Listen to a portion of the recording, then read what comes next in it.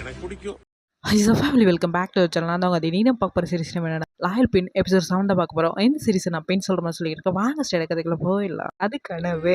தூக்கத்தில் நின்று பார்த்தா இவ்வளோ நேரம் நான் கண்ணு இருந்ததா கனவு. அணி நனின்னு சொல்லி கூப்பிட்டுட்டு இருந்தேன். பாட்டும் பயமும் கலந்து அணி நனின்னு கூப்பிட்டேன்னா நான் கூப்பிட்ட உடனே இளவரசியோ வந்தாங்க. என்னாச்சுன்னு கேட்டுனே வந்தாங்களா. அவங்க என் கிட்ட வரத்துக்குள்ள அவளை இழுத்து அணைச்சி பிடிச்சிக்கிட்டேன். அப்போதான் என்னமோ போன உயிர் திரும்ப வந்த மாதிரி இருந்தது.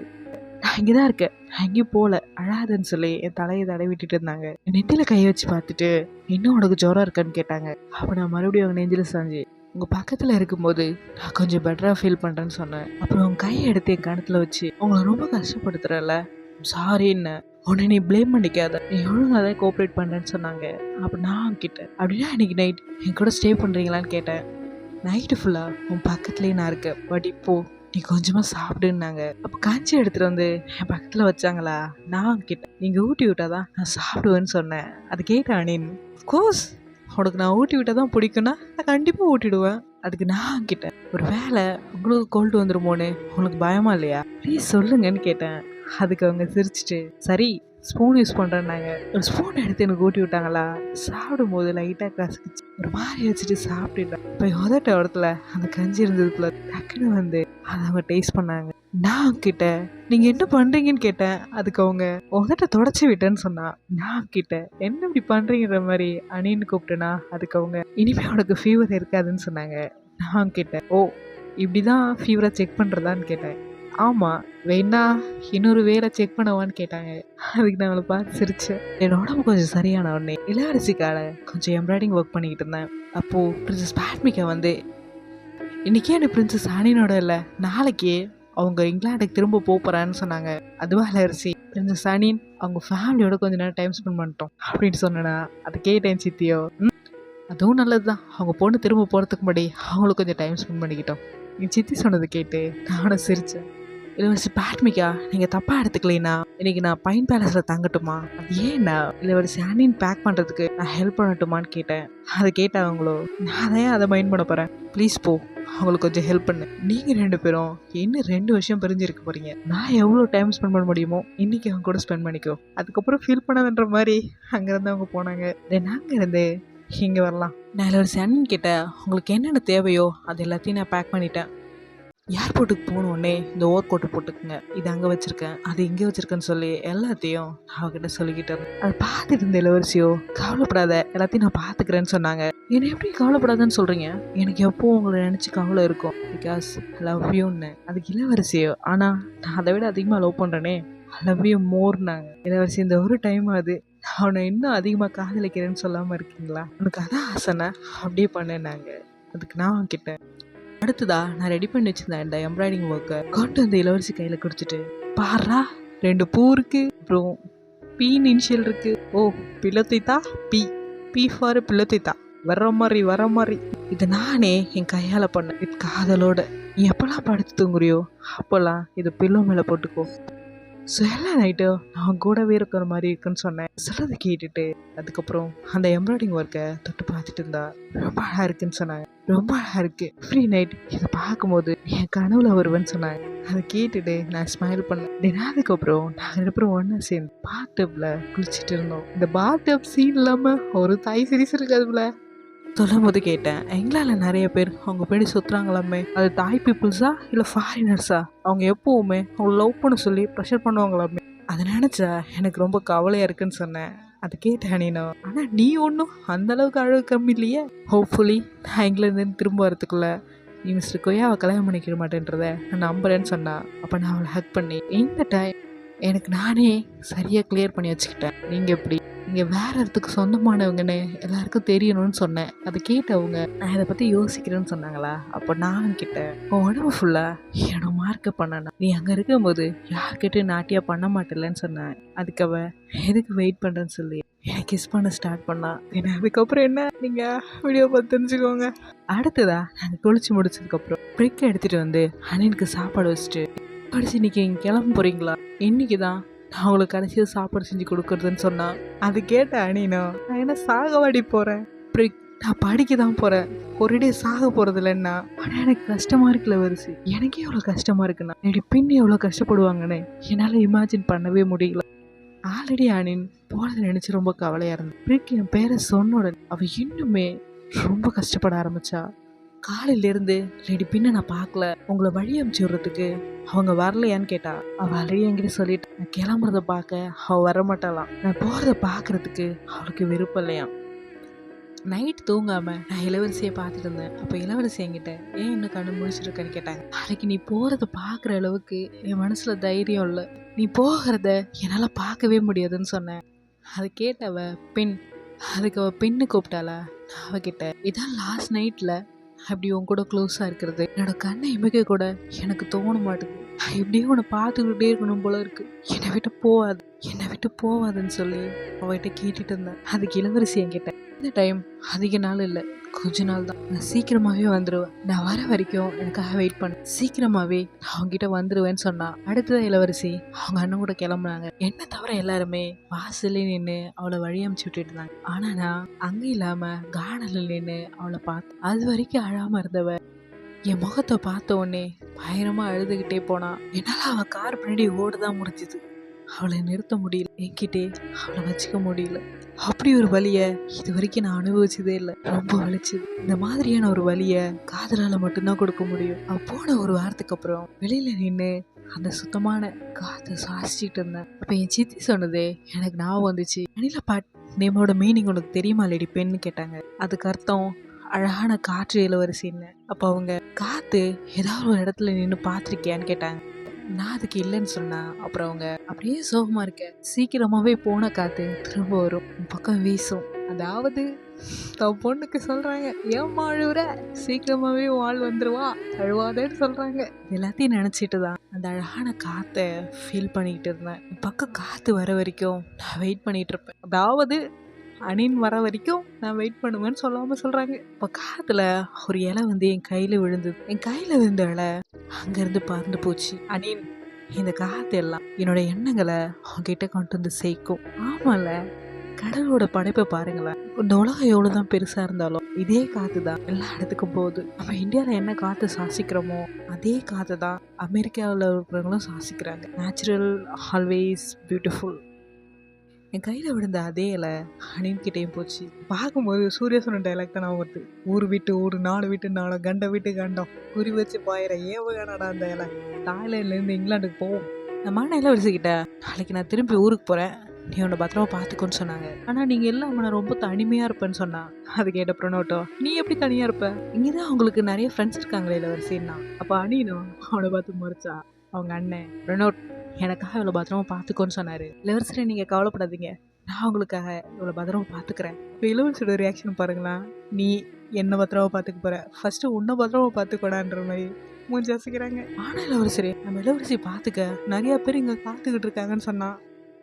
என்னை யாரும் பார்த்துக்க வேண்டாம், என்னை விட்டு நீங்கள் கொஞ்சம் தள்ளியே இருந்தால் போதும்னு சொன்னா. அது கேட்டு அவங்க அண்ணன் கொதிச்சு எழுந்தாரு. யாருக்கு என் தங்கச்சியை டிஸ்டர்ப் பண்ணுறது, யார் அணி சொல்லுமான்னார். அதுக்கு ப்ரொனோட்டோ, 100 கணக்கு மேலே இருக்காங்க இளவரசரேன்னா. அப்போ அணில ஒரு குத்து விட்டு, ஓ வாயை மூடுடான்னா, நீ சொல்லுமா அவங்க பேரை, நான் அவங்கள பார்த்துக்கிறேன்னாரு.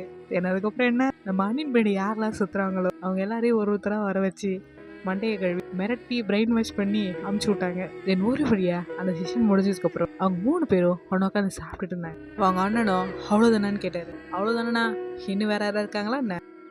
ஏஷியன் வெஸ்டர்னர்ஸ், இவங்களை யார் என் தங்கச்சி தொந்தரவு பண்ணதுன்னு கேட்டாங்க.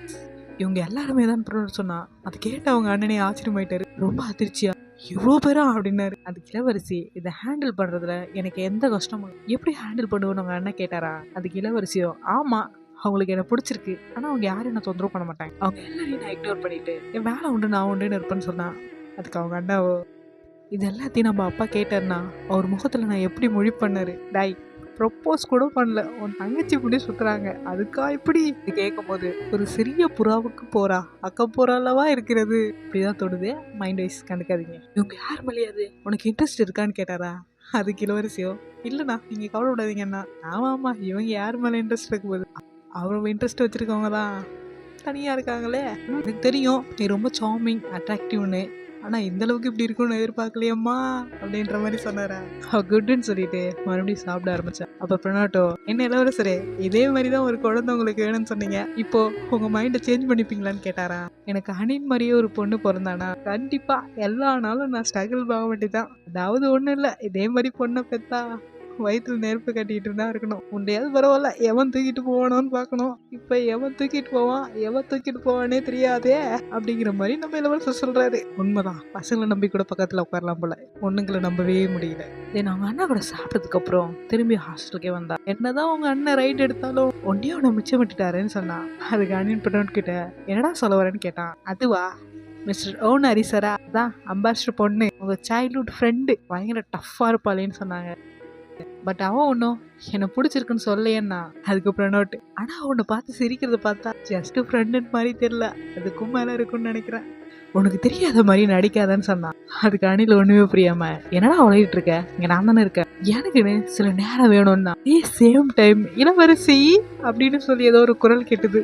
ஐயோயோ ஓன் வந்துட்டா. அப்போ ஓன்னு பார்த்துட்டு பிரினோட் நம்ம இளவரசி கிட்ட, ஆல்ரெடி லேட் ஆயிடுச்சு இளவரசி, எனக்கு நைட்டில் போக பயம், நான் கிளம்புறேன்னு சொல்லிட்டு அங்கேருந்து பிரிண்ட் ஓடி போயிட்டான். இவங்க சொல்றது, அவர் நடந்துக்கிறது, இவன் ஸ்மைலை பார்த்தா ஏதோ சம்பவம் காத்துக்கிட்டு இருக்கு. வெயிட் பண்ணுங்க பார்ப்போம். இப்போ இங்கிலாந்துலேருந்து தாய்லாந்து வாங்க இருக்கு. என்கிட்ட கவலைப்படாதீங்களடி பெண், பிரின்ஸ் அனோன், மிஸ்டர் பிரணோட், அப்புறம் அதான் அந்த அம்பாசிடர் பொண்ணு மிஸ் ஓன், இவங்க எல்லாருமே நம்ம இளவரசியை பார்த்துப்பாங்கன்னு சொன்னா. ஓன்னு சொன்ன உடனே என்னது ஓனா, ஓன் இங்கிலாந்துல இருக்கான்னு கேட்டேன். பிரிக்கு என்கிட்ட, உங்களுக்கும் அவங்கள தெரியுமான்னு கேட்டா. எனக்கு அவ்வளோ நல்லாவே தெரியும், நாங்கள் 3 பேரும் ஒரே ஸ்கூலில் படித்தவங்க. இப்போ இங்கேருந்து இங்கிலாந்து போங்க. ஓன் இளவரசி கிட்ட, நீங்கள் இல்லாமல் நான் ரொம்ப தனிமையாக ஃபீல் பண்ணேன் இளவரசி. ஏன் ஃபீல் பண்ணியிருக்க மாட்டேன், ஃபீலிங் தான். சம்பவம்னு சொல்லுவாங்கல்ல, அது நடக்க போகுதுன்னு நினைக்கிறேன். அப்படியா இளவரசி கேட்டாங்களா. அதுக்கு அவ்வளோ அவங்கள ரொம்ப மிஸ் பண்ணேன், நான் அவங்கள ரொம்ப மிஸ் பண்ணேன்னு சொன்னால. அதுக்கு அணினா, ஓ இன்னைக்கு என்னை பார்க்க வந்திருக்கியான்னு சொல்லி நீ எப்பமா போவன்ற மாதிரி கேட்டா. இல்லை, எங்கள் வீட்டில் சண்டே டின்னர் சாப்பிட்டு அங்கேயே ஸ்டே பண்ணுறியான்னு கேட்கறதுக்கு தான் வந்தேன். அதுக்கு இளவரசியோ, நான் இப்போ தான் தாய்லாந்து வந்தேன், தாய் ஃபுட்ஸ் என்கிட்ட நிறையா இருக்குது, எந்த டைம் என்னால் வர முடியாதுன்னு சொன்னா. அதுக்கு அவ்வளோ, பட் நீங்கள் வராது எங்கள் அம்மா தெரிஞ்சுக்கிட்டா ரொம்ப கவலைப்படுவாங்கன்னு சொன்னா. இப்போ இங்கிலாந்துலேருந்து தாய்லாந்து வாங்க பிரிக்கு என்கிட்ட, ஓனை நடிச்சு நீங்கள் ஏன் அவ்வளோ கவலைப்படுறீங்கன்னு கேட்டாளா. அதுக்கு நான் அவகிட்ட, இல்லை ஓன் ஸ்கூல் டைம்லேயே அவ கூட எப்பவுமே ஒட்டிக்கிட்டே சுற்றுவா, அவளுக்கு என்ன தேவையோ அதை எப்படியாவது எடுத்துப்பா, அவ்வளோ ஈஸியாலாம் அவள் விட்டு கொடுக்குறவ கிடையாதுன்னு சொன்னேன். அதுவும் உண்மைதான் போல. இப்போது தாய்லேருந்து இங்கிலாந்து போங்க. ஓ உங்களால் வர முடியாதா, அப்போ நான் இன்னைக்கு உங்க கூட ஸ்டே பண்ணிக்குவான்னு கேட்டா. இளவரசியோ அதை மறுக்க முடியாமல் ஓகேண்ணா. சம்பவம் வெயிட்டிங். அங்கிருந்து தாய்லாந்து பின் நம்ம இளவரசி அங்கே சேஃபாக இருப்பாங்களான்னு கேட்டா. அதுக்கு நானும், எனக்கு தெரியாதுன்னு, எங்கேருந்து சேஃபு, அதுதான் இப்படி ஜெய்ஜாண்டிக்காக உள்ள விட்டிங்களே, பூனைக்குட்டி பக்கத்தில் ஒரு புலிக்குட்டி. அன்றைக்கி நைட்டு ரொம்ப தப்பான முறையில் இளவரசிக்கிட்ட அவங்க ஃபீலிங்ஸை கன்ஃபர்ஸ் பண்ணாங்க. அதுக்கு இளவரசி அவங்கள பிடிச்சி தள்ளி விட்டுட்டு, நான் ஒன்லி உன்னை என் ஃப்ரெண்டாக தான் பார்த்தேன், அதுக்கு மேலே நான் உன்னை எப்படியும் பார்க்கல, எனக்கு உன் மேலே எந்த ஃபீலிங்ஸ் இல்லைன்னு சொன்னா. அதை கேட்ட ஓன் ரொம்ப கஷ்டப்பட்டாங்க. அங்கே அவள் அப்படி சிக்கனா, இங்கே நான் மாஸ்டர் குயா கிட்ட சிக்கணும். பிரிக்கு ஓடி வந்து என்கிட்ட, மாஸ்டர் குயா வந்திருக்காருன்னு சொன்னாங்க. மறுபடியும் வந்துட்டானா, நான் படிச்சுட்டு இருக்கேன்னு போய் சொல்லுன்னு. அதுக்கு பிரிக்கோ, நீங்கள் மறுபடியும் அவரை பார்க்குறத தவிர்த்தீங்கன்னா கொஞ்சம் ஸ்பாட்மிக்கா அதை நினச்சி ரொம்ப அப்செட் ஆவாங்கன்னு சொன்னான். ஓகே அவரை வெயிட் பண்ண சொல்லு, அது சீக்கிரம் வந்துடுறேன்னு. அவ்வளோ ஏஸ்லேடின்னு சொல்லிட்டு அங்கேருந்து போனேன். மாஸ்டர் குயா வெயிட் பண்ணி பார்த்துட்டு பிரிக்கிட்ட, என்ன லேடி பெண் வரலையான்னு கேட்டான். அதுக்கு பிரிக்கோ, அவங்கன்னு சொல்லிட்டு இருக்கும்போது நாங்கள் வந்தோம், என்னை பார்த்தோன்னே எழுந்து நின்று என்ன படிச்சுட்டு இருக்கீங்களான்னு கேட்டான். தருத்துல அப்புறம் ஏன்னா தொந்தரவு பண்ணுறேன், இது பின்னோட மைடஸ் என்னதில்லை, ஆமாம் உட்காருங்கன்னு சொல்லிட்டு நானும் உட்காந்தேன். ஏன் நான் பார்க்க வந்திருக்கேன்னு கேட்டேன்.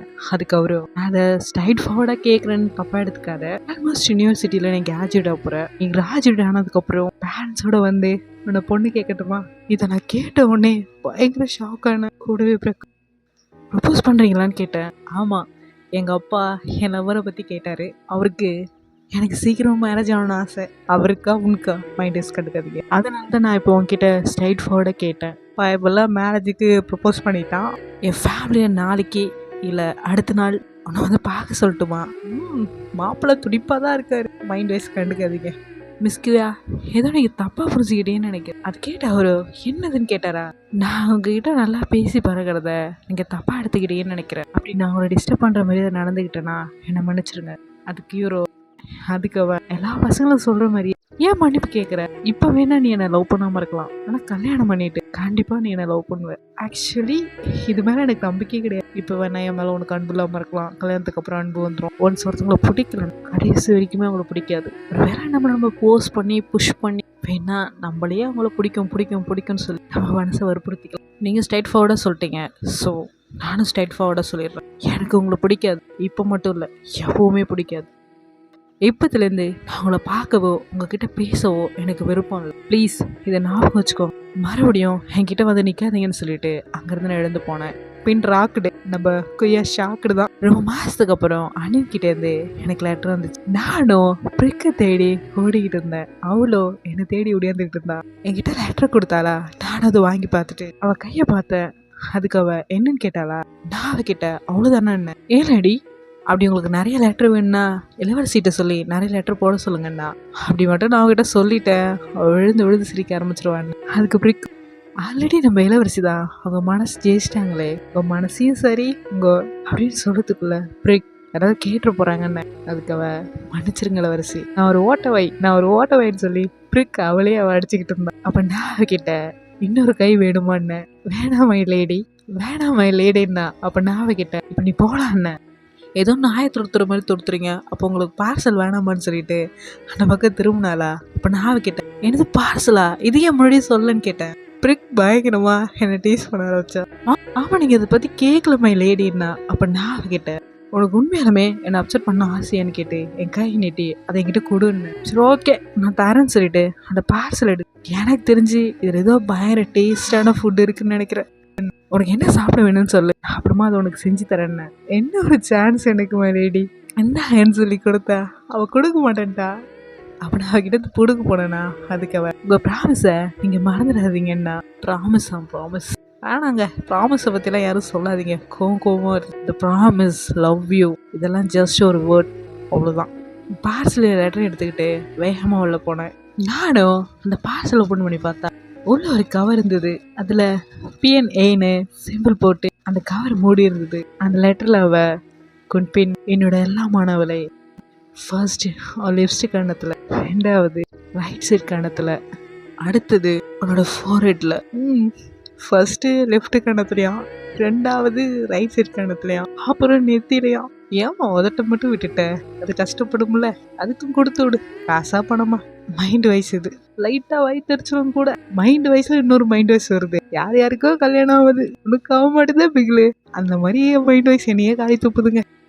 சரி வாங்க கதைக்குள்ள போகலாம். ஐயோ லெட்டர்லேயே ரொமான்ஸ் பண்ணி சாவடிக்கிறாங்களே.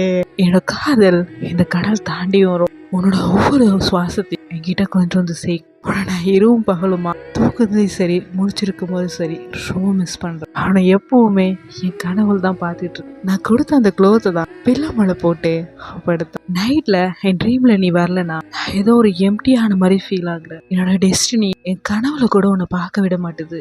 எனக்கு தெரிஞ்சு நீ கிராஜுவேட் ஆக போகிறேன்னு நினைக்கிறேன். அன்ஃபார்ச்சுனேட்லி உன் பக்கத்தில் இருந்து என்னால் உனக்கு கங்க்ராட்ஸ் பண்ண முடியல. என்னால் இந்த கிஃப்ட்டை மட்டும்தான் உனக்கு அனுப்பிச்சி வைக்க முடிஞ்சுது. இதை வியர் பண்ணுறப்பெல்லாம் நான் கூட இருக்கிற மாதிரி இருக்கும். இது நான் உனக்காக அனுப்பிச்சி வச்சிருக்கேன் அப்படின்னு சொல்லி ஒரு இயரிங்க எனக்கு அனுப்பிச்சி வச்சா, என்னோட கிராஜுவேஷன் கிஃப்டா. அந்த இயரிங்க்கு பின்னாடி ஒன்றத்தில் ஏனோ ஒன்றத்தில் பீனோ இருக்கும். இது எப்பவுமே ஒன்றுத்துக்கு ஒன்று பிரியாது, சேமாக தான் இருக்கும். உன்னோட கிராஜுவேஷன் செரிமனி அப்போ இந்த இயரிங்க நீ வியர் பண்ணிட்டு போ. அப்படி நீ இதை வியர் பண்ணிட்டு போனேன்னா அந்த செரிமனியில் நானும் ஒரு பாட்டாக இருக்கிற மாதிரி இருக்கும்.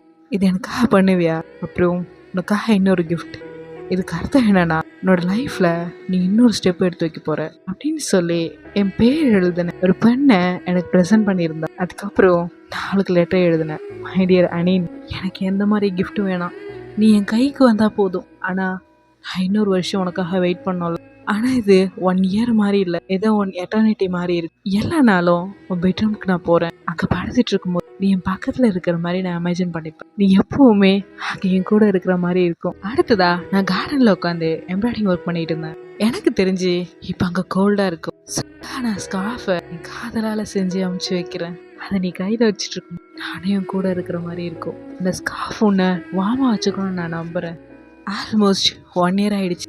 ஃபேட்மிக்காவோட ஃப்ரெண்ட் கம்பெனியில் தான் நான் ஒரு டிரான்ஸ்லேட்டராக, அதுவும் யூத் அடல்ட் கண்டென்ட்டை டிரான்ஸ்லேட் பண்ணக்கூடிய டிரான்ஸ்லேட்டராக ஒர்க் பண்ணேன். நான் ஒர்க் பண்ணுற அதே கம்பெனியில் தான் தனித்தோ என் ஃப்ரெண்ட்லின் இவன் மட்டும்தான் அன்எம்ப்ளாயாக இருந்தான். பட் நீ ஒன்றும் கவலைப்பட, இந்த பையன் கொஞ்சம் லூசு பையன், பட் பரவாயில்ல, என் மேலே இன்னும் ஃபீலிங்ஸோட தான் சுற்றிக்கிட்டு இருக்கு. பட் நான் அதை இக்னோர் பண்ணிக்கிட்டு தான் நாங்கள் பார்ட் டைமாக தான் ஒர்க் பண்ணிட்டு இருந்தேன். ஸோ அவன் என்கிட்ட உன் மைண்டை சேஞ்ச் பண்ணிக்கிட்டு எங்கள் ஃபுல் டைமாக ஒர்க் பண்ணலாம்லன்னு கேட்டான். அதுக்கு நான் அவன்கிட்ட நான் ஏன் அதை பண்ணணும், ஆல்ரெடி எல்லாத்தையும் பர்ஃபெக்டாக தானே பண்ணிக்கிட்டு இருக்கேன்னு எனக்கு தெரியும், நீ இதை சொல்லுவேன்னா அப்புறம் ஏன்டா கேட்குற, இது என் மைண்ட் வாய்ஸ். அதே தான் பின்னும் கேட்குறா, தென் ஏன் இதை என்கிட்ட கேட்குற, நீ எங்கள் ஃபுல் டைமாக என்னை ஒர்க் பண்ண கேட்குறேன்னு. என்னோட கொலீக் நீ இல்லைனா எம்டி ஆகும், ரொம்ப தனிமையாக ஃபீல் பண்ணுவல்ல, அதனால தான் அவனை கூப்பிட்றேன்னா. அதுக்கு நான் அவன்கிட்ட தென் நான் கிளம்புறேன், உன் தனிமையை ஜாலியாக என்ஜாய் பண்ணுன்னு சொன்னேன். நானும் ஒர்க் முடிச்சுட்டு வீட்டுக்கு வந்தா இளவரசி பேட்பிக்கா அதாங்க என் சித்தி ஒரு புது காரில் வந்து இறங்குனாங்க. அந்த காரை பார்த்தோன்னே வாவ் அப்படின்ற மாதிரி போனேன்னா, புது காரை பார்த்துட்டு இது யார் கார், இது எங்கேருந்து கொண்டு வந்தீங்க இளவரசின்னு கேட்டேனா. அதுக்கு அவங்க என்கிட்ட நானே தான் ஓட்டிட்டு வந்தேன், இனிமே இந்த கார் ஒன்றுதுன்னாங்க. எனது ஏன் காரான்னு கேட்டேன். ஆமாம், உனக்காக தான் நான் வாங்கிட்டு வந்தேன், நீ இப்போ பப்ளிஷிங் கம்பெனியில் ஒர்க் பண்ணுற, அது இங்கேருந்து ரொம்ப தூரம் இருக்கு, இப்போத்துலேருந்து இந்த நியூ காரில் உன் ஒர்க்குக்கு போன்னு சொன்னாங்க. அந்த காரை பார்த்துட்டு ஆனால் இளவரசி இந்த கிஃப்ட் ரொம்ப வேல்யூபுளாக இருக்குது, இதே எனக்கு தரீங்கன்னு கேட்டேன். பின் இப்போ கிராஜுவேட் ஆகிட்ட, அது மட்டும் இல்லாமல் ஒர்க் பண்ண ஸ்டார்ட்டும் பண்ணி இப்போவுமா என் கிஃப்ட்டை நீ இக்னோர் பண்ணுவேன்னு கேட்டாங்களா. நீங்கள் ஆல்ரெடி எனக்கு நிறையா பண்ணிட்டீங்க, அது உங்களுக்கு நான் எப்படி திருப்பி கொடுக்கறதுன்னு தெரியலன்னு. அதுக்கு இளவரசி என்கிட்ட நான் உன்னை என் சொந்த பொண்ணாக தான் பார்க்குறேன், ஸோ உனக்கு பெஸ்ட்டாக தான் நான் கொடுப்பேன்னாங்க. அதுக்கு நான் கிட்ட தேங்க்யூ ஸோ மச் இளவரசி. நாங்கள் கார்டன் பக்கமாக நடந்து வந்துட்டுருப்போம். இளவரசர் ஆனந்த் அப்புறம் அவரோட ஒய்ஃப் பக்கத்தில் இன்னொருத்தவங்க என்ன பேசிட்டு இருந்தாங்க. அப்போ நான் சித்திக்கிட்ட இவங்க யார் இளவரசின்னு கேட்டேன். ஓ அவங்களா, அங்கே பக்கத்தில் நிற்கிறாங்களே அவங்க பிரின்ஸ் ஆரனோட ஃபியான்சி, அவங்க நேம் மிஸ் ஒனிட்டா சவாடிப்பா, இங்கிலாண்டில் இருக்கார்ல தாய் அம்பாசிடர், அவரோட மூத்த பொண்ணுன்னாங்க. அப்போ கண்டிப்பாக பிரின்சஸ் ஆனியோட க்ளோஸ் ஃப்ரெண்ட் ஓனோட அக்கா தானே இவங்க. என்ன ஒரு வேலை அவளும் என்கேஜ்மெண்ட் பற்றி டிஸ்கஸ் பண்ண வரலான்னாங்க. அடுத்ததா பிரிக்கு நானும் துணி துவச்சிட்டு இருந்தோம். பிரிக் கேள்விப்பட்டியா, ஓனோட அக்கா பிரின்ஸ் ஆரனோட சீக்கிரம் என்கேஜ்மெண்ட் பண்ணிக்க போகிறாங்க. அதுக்கு பிரிக்கோ ஆமாம் லேடி எனக்கு தெரியும்னா. அப்போ அதுக்கு அர்த்தம் இளவரசியும் ஓனும் க்ளோஸ் ரிலேட்டிவ்ஸ் ஆக போகிறாங்க. என்ன இளவரசி நீ சோனை நினச்ச மாதிரி ரெடியும் நீ நினைக்கலையா. நான் பிரிக்கிட்ட சவிட்டா வாடியும் சாவித்தி பேட்டும் சீக்கிரமா ரிலேட்டிவ்ஸ் ஆக போகிறாங்க. அப்புறம் ஃபேமிலி அவ கூட க்ளோஸ் ரிலேட்டிவ்ஸாக தான் இருக்காங்க. ஒன்லி கசிலிட்டி தான், என் ஃபேமிலி ரேங்க்கும் ரொம்ப லோ தான், என்னால் அவங்க கூட கம்ப்ளீட் பண்ண முடியாதுன்னு ரொம்ப வருத்தமாக சொன்னேன். அதை கேட்ட பிரிக்கோ மை லேடி கசிலிட்டியில் எந்த ஒரு ப்ராப்ளமும் இல்லை, நீங்கள் கசிலிட்டியாக இருக்கிறதுல எந்த ஒரு தப்பும் இல்லை, உங்களுக்கு இளவரசியை பற்றி நல்லா தெரியும். ஆனால் இளவரசி அனிலா பாட்டுக்கு பிள்ளைத்தா கசிலிட்டி ரொம்ப ப்ரீஷியஸாக கம்பேரவே பண்ண முடியாது. ஆனால் இளவரசி அனில் பாட்டுக்கு லேடி பழத்தித்தா, ஆனால் எங்கள் இளவரசி அனில பாட்டுக்கு லேடி பிளத்தித்தா கசிடாவாரி இந்த உலகத்திலே யார் கூடயும் கம்பேர் பண்ண முடியாத அப்புறம் ரொம்ப ப்ரீஷியஸான ஒருத்தவங்க. அப்படியே நீ நினைக்கிறேன்னு நான் அவகிட்ட கேட்டேனா. ஆமாம் மை லேடி, ஆனால் எங்கள் இளவரசியோட பார்வை எப்பவுமே உங்கள் மேலே தானே இருக்குன்னா. அதுக்கு நான் அவகிட்ட பிரிக் நீயோ மாஸ்டர் மாதிரியே நல்லா ஸ்வீட்டாக தான் பேசுகிறேன்னு. லேடி பெண் ஒரு நல்ல சர்வன்ட் தன்னோட மாஸ்டர் மனசுக்குள்ள என்ன இருக்குன்றத நல்லாவே தெரிஞ்சுப்பாங்க. அப்புறம் பிரின்சஸ் ஹனியின் மனசுல என்ன இருக்குன்றத என்னை விட யாராலும் பெட்டரா தெரிஞ்சுக்க முடியாதுன்னா. நான் ஒரு ஆணவ பேச்சு ஆணவத்தை அடக்க இந்த பூமியில ஒருத்தவன் பொறப்பு எடுப்பான்டா. இது என் மைண்ட் வைஸ். நான் ரொம்ப மிஸ் பண்றேன் எனக்கு தெரியும் லேடின்னு தலையாட்டினா. ஒவ்வொரு நாளுமே நான் கேலண்டரில் அடிச்சுக்கிட்டு இருந்தேன், அவரோட வருகைக்காக நான் வெயிட் பண்ணிக்கிட்டு இருந்தேன். லெட்டர் எடுத்துகிட்டு வந்து பிறகு என்கிட்ட கொடுத்து நானும் அதில் தேடி பார்த்தா எனக்குனே அந்த லெட்டரும் இல்லை. லெட்டரில் அதை பார்த்த உடனே நான் ரொம்ப சோகமாக ஒவ்வொரு நாளையும் கேலண்டரில் நான் அடிச்சிட்டு இருந்தேன். அடுத்ததா நான் பிரிக் நிறைய மாதம் ஆயிடுச்சு. ஏன் மாஸ்டர் எனக்கு லெட்டர் சென்ட் பண்ணுறது நிறுத்திட்டாங்க. அப்புறம் அவங்க சின்னனோட என்கேஜ்மெண்ட் கூட வரலன்னு சொன்னேன். அதுக்கு பிரிக்கோ லேடி பெண் இளவரசி கிராஜுவேட் ஆகிறதுக்கு இன்னும் கொஞ்சம் மாதம் தான் இருக்குது. ஒருவேளை கிராஜுவேஷன் ஆகிறதுக்கு அப்புறம் தான் அவங்க இங்கே வரணும்னு ஆசைப்பட்றாங்களோ லேடி. அதுக்கு நான் அவகிட்ட இருக்கலான்னு தேவையில்லாம பண்ணாளா. அதுக்கு நான் அவகிட்ட என்ன தேவையில்லாம பண்ணேன். அதுக்கு அவ்வளோ நம்ம எக்ஸ்பெக்ட் பண்ணுறதை விட இளவரசி முன்கூட்டியே கிராஜுவேட் ஆகிட்டு வந்துடுவாங்கன்னு நினைக்கிறேன் மை லேடின்னா. அதுக்கு நான் அவகிட்ட ஒருவேளை அப்படி நடந்தாலுமே அவனுக்கு லெட்டர் போட்டிருப்பாளேன்னு. மை லேடி இன்னும் கொஞ்சம் மாதம்தான் இருக்குது, ப்ளீஸ் அமைதியாக அவங்க வருகைக்காக வெயிட் பண்ணுங்கன்னா. எனக்கு தெரியும் பிரிக் எல்லா நாளையும் நான் கேலண்டரை அடிச்சுட்டு தான் இருக்குன்னு சொல்லிட்டு அங்கேருந்து நான் போனேன். நான் பிரிக்கிட்டேன்னு ஸ்ட்ரைட்டாக இளவரசியோட பைன் நான் பிரிக்கிட்டன் ஸ்டைட்டா இளவரசியோட பைன் பேலஸ்க்கு தான் போனேன். அந்த பேலஸ் மொத்தமும் இளவரசியோட ஞாபகம் தான் இருந்துச்சு. எங்க பார்த்தாலும் அவ இருக்கிற மாதிரி தான் இருந்தது. நான் சுத்தி பார்த்துட்டு இருக்கும்போது இந்த பேலஸ் முழுக்க அவளோட நினைவுகள் மட்டும்தான் இருந்தது. நான் அவளை ரொம்ப மிஸ் பண்ணிக்கிட்டு இருந்தேன். இப்ப யாரோ என்னை டச் பண்ற மாதிரி இருந்தது. நான் திரும்பி பார்த்தா இளவரசி கனவா இல்லை நினைவான்ற மாதிரி நின்றுட்டு இருந்தேன். எந்த இடத்துல இந்த எபிசோட ஸ்டாப் பண்றேன். அடுத்து என்ன நடக்க போன்றது நம்ம நெக்ஸ்ட் வீடியோவில் தெரிஞ்சுக்கலாம். ஓகே சார் ஃபேமிலி, இந்த வீடியோ உங்களுக்கு பிடிச்ச லைக் பண்ணுங்க, ஷேர் பண்ணுங்க, கமெண்ட் பண்ணுங்க, சப்ஸ்கிரைப் பண்ணுங்க, மறக்காம பெல் ஐகானை கிளிக் பண்ணி விட்டுருங்க. பை சார் ஃபேமிலி, பாய்.